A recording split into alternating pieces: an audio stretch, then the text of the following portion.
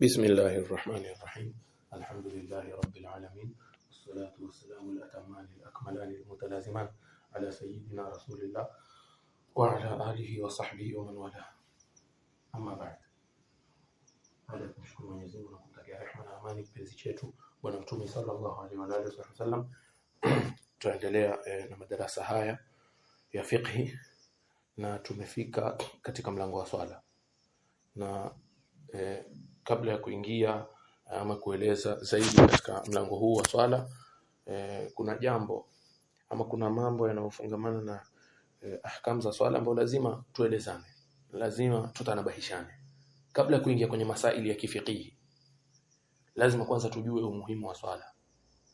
Lazima kama jamii tuipe swala umuhimu kama inavyostahili. Mwenyezi Mungu katika Qur'ani atuambia katika sehemu nyingi sana, wa aqimus salata wa atuz zakata, wa aqimus salata wa atuz zakata, na simamisheni swala, simamisheni swala. Katika hadithi zimekuja hadithi nyingi. Bwana Mtume sallallahu alaihi wa alihi wasallam asema buniyal islamu ala khamsin, na miongoni mwao akataja wa iqamatus sala, na kusimamisha swala, au wa iqamus sala, na kusimamisha swala. Katika hadithi nyingine Bwana Mtume sallallahu alaihi wa alihi wasallam asema al-ahdu bainana wa bainahumus salah, faman tarakaha faqad kafara, la ilaha illa Allah. Bwana Mtume sallallahu alaihi wasallam anasema, yani tofauti baina yetu na wale makafiri ni swala. Jamani, tofauti baina yetu na makafiri ni swala, na yule mwenye kuiacha basi amekufuru, la ilaha illa Allah Muhammadur Rasulullah, basi amekufuru. Mwenye kuacha swala ni kafiri. Bwana Mtume anasema sallallahu alaihi wasallam. Ndio kuna maelezo kama tutakavyoeleza. Mwenye kuacha swala, Bwana Mtume anasema katika hadithi, faman tarakaha, basi yule ambaye atawacha hiyo swala ama aloiacha hiyo swala, basi yeye amekufuru. Jamani, si mambo madogo. Bwana Mtume sallallahu alaihi wasallam katika hadithi nyingine asema, as-salatu imaduddin, swala ni nguzo ya dini. Jamani, swala ni nguzo ya dini. Faman aqamaha faqad aqama ad-din, yule ambaye amesimamisha hiyo swala basi amesimamisha dini. Waman tarakaha, na yule aliyoiacha hiyo swala basi faqad hadama ad-din, la ilaha illa Allah, basi yeye ameivunja dini, ameiporomosha dini. Kwa sisi kama jamii lazima tutanabahi, lazima tukumbushane, lazima kila wakati tunasihiane. Mambo ya kuacha swala ni dhambi kubwa kubwa kubwa, bali maulama wamekubaliana hapa, hakuna khilafu kuwa mwenye kuacha swala amefanya dhambi kubwa. Bali kama ile hadithi tulivyoitanguliza, baadhi ya maulama wanasema, ndio kauli katika madhhabi ya Imam Ahmad bin Hanbal, anasema kuwa mwenye kuacha swala kwa kusudi, angalia, mwenye kuacha swala kwa kusudi, kwa uvivu, huyo si Muislamu. Aya, mwenye kuacha swala kwa kusudi, kwa uvivu, huyo si Muislamu. Subhanal Khaliq. Sisi watu wangapi katika jamii zetu wanaacha swala? Taban hii ni kauli ya Imam Ahmad bin Hanbal. Kauli ya maulama wengi wanasema la, mwenye kuacha swala anagawanyika aina mbili. Hii ndio kauli ya nguvu katika Ahlus Sunna wal Jamaa. Mwenye kuacha swala ama wenye kuacha swala wanagawanyika aina mbili. Mtu anaweza kuiacha kwa kusudi, kwa uvivu, na mwingine anaweza kuiacha kwa kukataa uwajibu wake. Mtu anaweza kuiacha kwa uvivu, na mwingine anaweza kuacha kwa kukataa uwajibu wake. Yule mwenye kuacha kwa uvivu, na hao ndio wengi katika jamii yetu, si jambo zuri, ni jambo la kutisha, ni jambo la kuogopesha, ni jambo ambalo halipendezi katika jamii ambazo ni jamii labda zitajiita ni jamii za Kiislamu, kisha wanaacha swala, hawaipi ihtimamu ile swala. Kwa hiyo madhehebu matatu, Imam Abu Hanifa rahmatullah alayhi, Imam Malik rahimahullah, na Imam Shafi'i rahimahullah, wote wanasema kuwa mwenye kuacha swala kwa uvivu, sio kwa kukataa uwajibu wake, kwa uvivu. Na kama tulivyosema, hii ndio jamii yetu. Mara nyingi watu wengi wanaacha kwa uvivu, basi hukumu yake nini? Huyu si kafiri, bali ni fasiki. Fasiki si jambo dogo. Fasiki si jambo dogo, ni jambo kubwa sana. Mtu asidhani ufasiki ni jambo dogo, la, yani ufasiki ni jambo kubwa, lakini sio kama ukafiri, sio kama ufanya nini ukafiri. Mtu kuwa kafiri ni jambo kubwa sana na sana na sana. Hana la ilaha illa Allah aslan. Huyu tutamwambia yeye kwa hivyo kukufuru mtu kumuita mwenzake kafiri ni jambo kubwa sana. Zaidi ya fasiki kwa mbali. Kwa hiyo madhehebu matatu wanasema mwenye kuacha swala yeye ni fasik. Ikiwa atawacha lakini anaitakidi wajibu wake, yani kumwambia twende tukaswali bwana. Bwana tuombe Mungu bwana.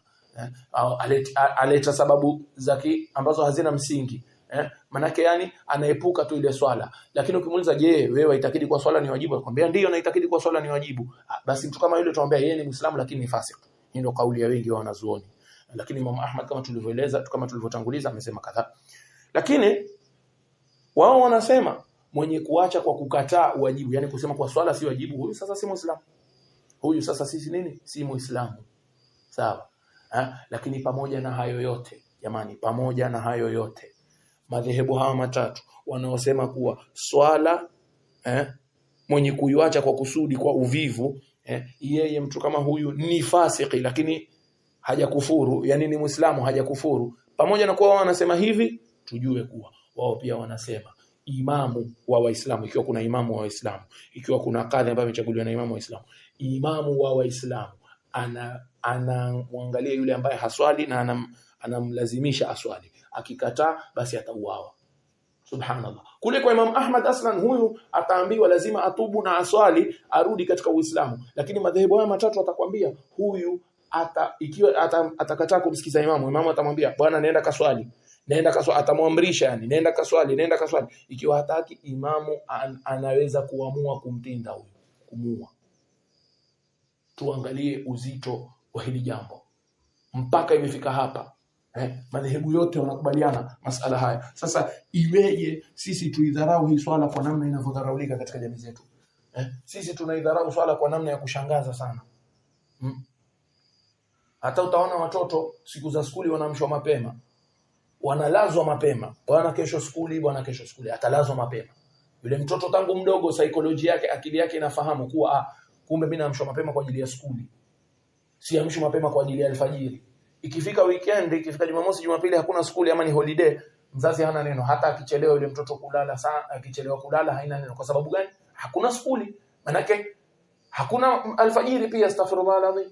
Hakuna haja ya kuswali alfajiri. Hii ni makosa. Na hii tunakuja sisi tunajenga generation ambayo itakuja itavunja swala kabisa. Na haya ni mambo tunayaona. Hakuna haja etoje tudanganyane, hakuna haja tufichane. Jamii yetu inadharau swala, tutakwenda kumwambia nini Mwenyezi Mungu siku ya kiyama? Mwenyezi Mungu, Bwana Mtume sallallahu alaihi wa alihi sasa anasema kuwa jambo la kwanza ambalo mtu ataulizwa ni swala. Swala ikipita basi mambo mengine yatapita. Swala ikiwa iko sawa basi mambo mengine yatakuwa iko sawa. Lakini ikiwa swala haiko sawa, mambo mengine hayako sawa. Hayawezi kutimia mambo mengine. Vipi sisi kila siku tunasikia hayya ala salah, hayya ala falah, hayya ala salah, hatuswali? Kwa tumeleta utangulizi huu kabla ya kuingia kwenye masaili ya kifiqhi katika darasa zitakazokuja, ili tuweke umuhimu katika swala jamani. Umuhimu katika swala jamani. Pia wasio Bwana Mtume sallallahu alaihi wa alihi wasallam mwisho wa uhai wake sallallahu alaihi wa alihi akisemaje? As-salatu wa ma malakat aymanukum. Jamani, swala jamani. Swala. Tusifanye machezo na swala, tuhimizane katika swala, tufundishane swala, tujue namna ya kuiswali swala kisahihi na tusiwahi kuidharau. Maana mtu akidharau swala basi ujue wewe namna ambavyo unadharau ile swala, huioni kuwa haina uzito, basi ujue ndio cheo chako, ndio daraja yako kwa Mwenyezi Mungu. Utake usitake. Na mashehe zetu wanatuambia kuwa miongoni mwa sababu ambazo zafanya mtu atoke katika Uislamu au apate mwisho muovu, yani afi katika hali mbaya, afi katika suul khatima, ni kuacha swala. Mwenye kuacha swala kwa ajili ya uvivu, mwenye kuacha swala kwa ajili ya inadi, mwenye kuacha swala mara nyingi ima anakufa yeye si Muislamu au anakufa yeye ni munafiki. Sasa mtu ajipange. Jamani, kuacha swala, hata kuacha swala moja ni hatari. Hata kuacha swala moja ni hatari. Utakwenda kumwambia nini Mola wako, ndugu yangu? Na kwa hiyo ni jambo ambalo sisi lazima tuzingatie na tuhimizane na tukumbushane, hususan watoto vijana wakuzwe kwa swala, wakuzwe na mahaba ya swala, wakuzwe kuonyeshwa umuhimu wa swala. Itakuwa rahisi mtu akishakuwa mkubwa kufanya nini? Kushikana na swala, si jambo zito itakuwa. Naam.